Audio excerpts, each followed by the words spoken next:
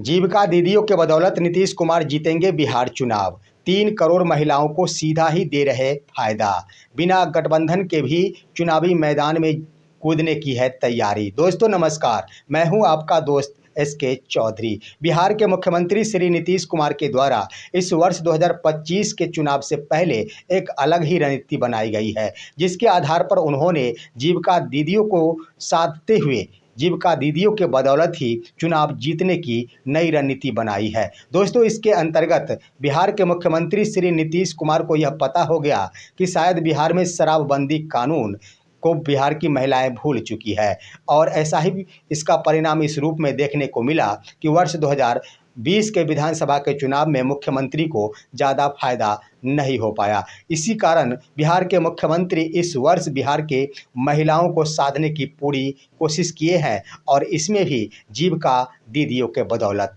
दोस्तों आइए आज के इस वीडियो में हम चर्चा करते हैं कि आखिर मुख्यमंत्री नीतीश कुमार के द्वारा जो भी चुनावी एजेंडा तैयार किया गया है, उसमें किस तरह जीविका दीदी अपनी अहम भूमिका निभाएगी, और साथ ही साथ आखिर किस तरह बिना गठबंधन के भी मुख्यमंत्री एक बार फिर से मुख्यमंत्री के पद पर आसीन हो सकते हैं।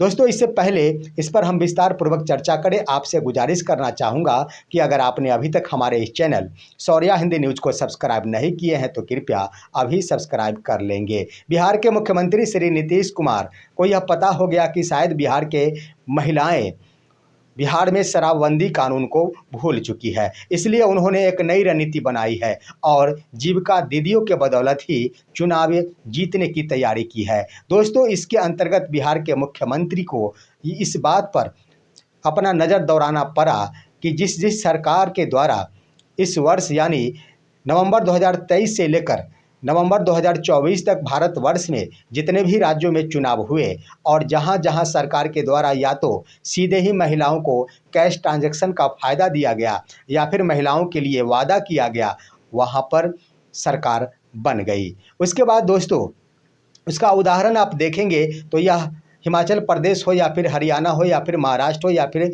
झारखंड हो, इत्यादि राज्यों का परिणाम मिला कि महिलाओं को लुभाने के लिए महिलाओं को कैश ट्रांजैक्शन का लाभ दिया गया या फिर उनके लिए बड़े बड़े वादे किए गए। दूसरी तरफ आप गौर करेंगे तो मुख्यमंत्री श्री नीतीश कुमार की नज़र वर्ष 2020 के चुनाव पर पड़ी। वहाँ पर यह देखने को मिला कि वर्ष 2020 के चुनाव में महिलाओं की भागीदारी वोटिंग के क्रम में पुरुषों से ज़्यादा रही। चुनाव आयोग के द्वारा दिए गए आंकड़ों के अनुसार पुरुष संवर्गों में जितने भी पुरुष वोट किए थे, उनका प्रतिशत था 54.6%, लेकिन महिलाओं के द्वारा वोटिंग प्रतिशत रहा था 59.7%। लेकिन यहाँ पर नीतीश कुमार 43 सीटों पर ही विजय हासिल किए थे। उसका भी प्रतिशत रहा था कि वहाँ पर 43 जो भी सीटें हासिल किए, उसमें 37 ऐसे विधानसभा क्षेत्र थे जहां पर महिलाओं ने पुरुषों से ज़्यादा वोट की थी। उसके बाद भाजपा के द्वारा जो भी चुनाव लड़ा गया, 74 सीटें प्राप्त की गई थी। 74 सीट में से 55 सीटों पर महिलाओं के द्वारा ज़्यादा वोटिंग किया गया था, और इस तरह से NDA के खाते की बातें की जाए तो कुल 167 विधानसभा क्षेत्रों में महिलाओं के द्वारा ज़्यादा वोटिंग की गई थी, जिसका परिणाम हुआ था कि 125 सीटों पर NDA विजय हो गई थी, जिसका फार्मूला और उस पर ध्यान देते हुए नीतीश कुमार इस बार चुनावी एजेंडे तैयार कर लिए और उन्होंने जीविका दीदियों का ही सहारा लिया। आइए दोस्तों, इसके ऊपर नीतीश कुमार के द्वारा 29 अगस्त 2025 को एक अहम फैसला लिया गया, जिसके अंतर्गत उन्होंने महिला रोजगार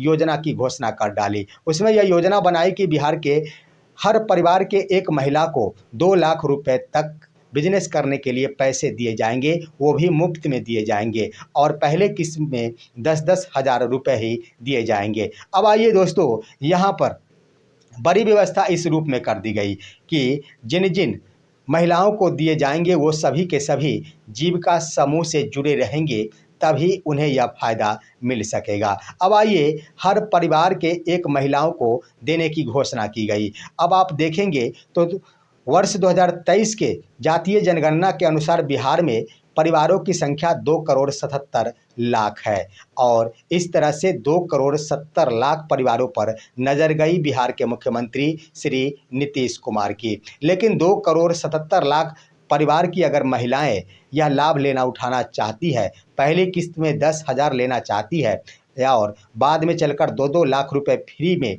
लेना चाहती है, तो इसके लिए यह प्रबंध किया गया है कि इन्हें जीविका स्वयं सहायता समूह से जुड़ना होगा। दोस्तों, जीविका दीदी बनना होगा, तभी इन्हें 10,000 रुपये वर्तमान में मिलेंगे।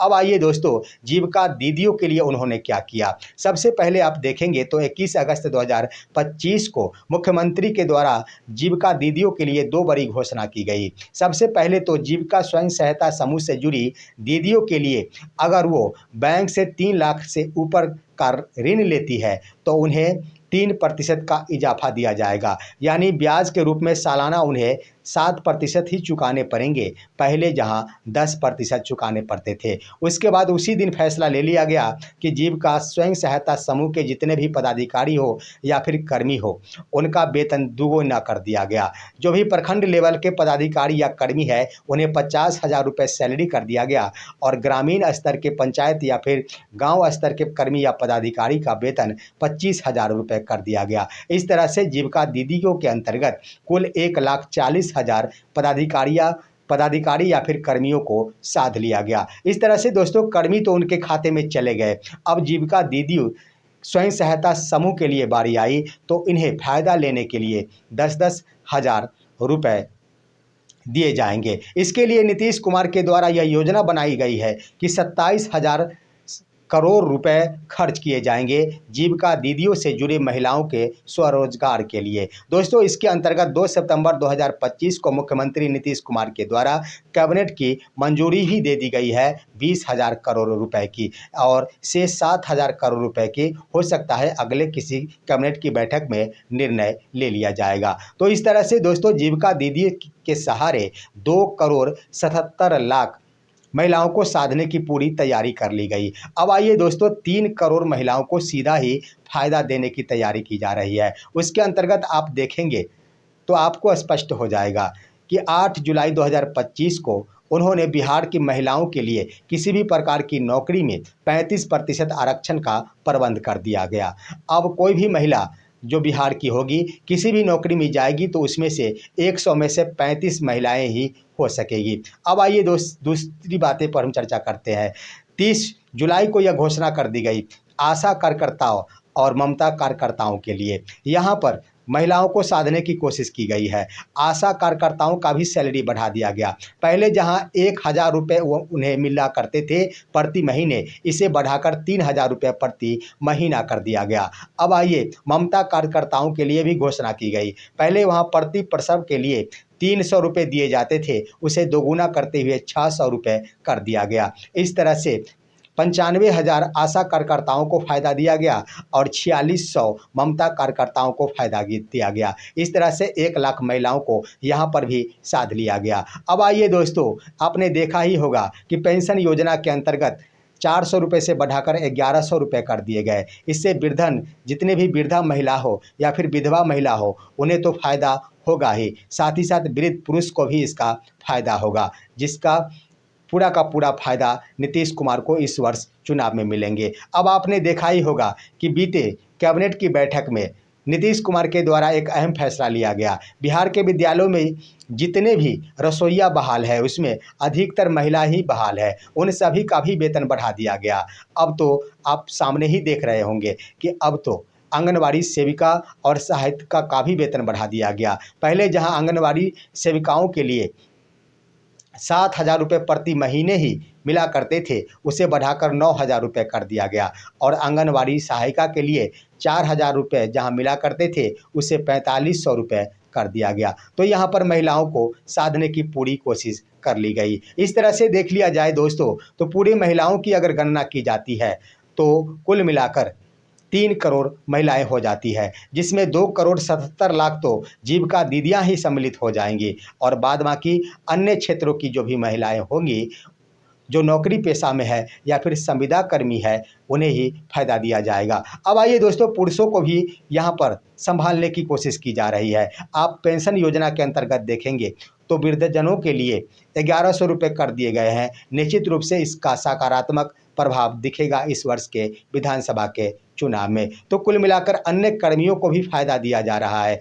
जो संविदा कर्मी है, पुरुष संवर्ग के हैं, किसान सलाहकार हो, किसान मित्र हो, इन्हें भी फायदा पहुंचाया गया है। तो इस तरह से दोस्तों तमाम नीतीश कुमार के क्रियाकलाप जो 3 महीने के अंदर देखने को मिला है, इससे तो यही स्पष्ट हो गया है कि नीतीश कुमार के द्वारा इस बार ऐसी रणनीति बना ली गई है जिसके बदौलत वो अगर किसी गठबंधन में शामिल नहीं भी होते हैं, अलग भी चुनाव लड़ते हैं, तो बिहार के महिलाओं के बदौलत वह चुनाव जीत लेंगे। अब यहाँ पर आप गौर करेंगे कुल वोटर्स की संख्या कितनी हो गई, यहाँ पर 8.25 करोड़ हो जाएंगी। वर्तमान में 7.5 करोड़ है, जो 8.25 करोड़ 30 सितंबर तक हो जाएंगे। अगर इसका 70% मतदान होता है तो कुल मिलाकर 5.5 करोड़ मतदान ही होंगे। और 5.5 करोड़ में अगर 5 करोड़ मतदाताओं को बिहार के नीतीश कुमार साध लेते हैं तो जरा सोचिए दोस्तों कि आखिर मुख्यमंत्री नीतीश कुमार को चुनाव जीतने से आखिर कौन रोक सकेगा।